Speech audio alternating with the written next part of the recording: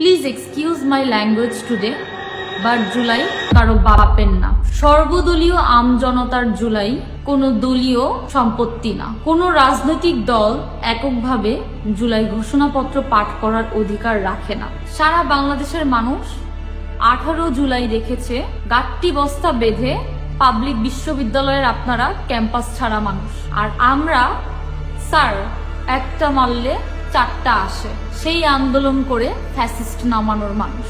কাদের stake আপনারা বাদ দিচ্ছেন?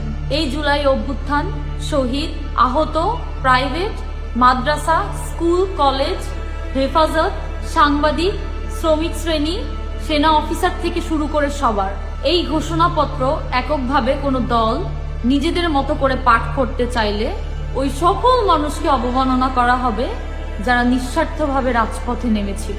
জুলাইয়ের বিস্তৃতি সারা বাংলাদেশ জুড়ে। সেই জুলাই এককভাবে দখল করার অধিকার কে দিয়েছে আপনাদের? এবং এককভাবে এই জুলাই ঘোষণাপত্র পাঠ করার সিদ্ধান্ত কোন সাহসে আপনারা নিলেন?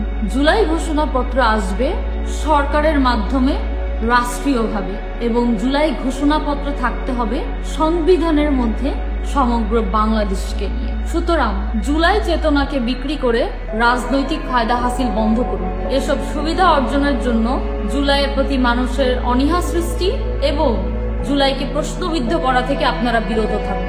আমাদের শহীদ এবং আহত ভাইদের কষ্টে অর্জিত জুলাই সারা বাংলাদেশের সকলের মনে জারি থাকুক এবং জুলাইয়ের প্রতি ভালোবাসা সারা জীবন অটুট থাকুক।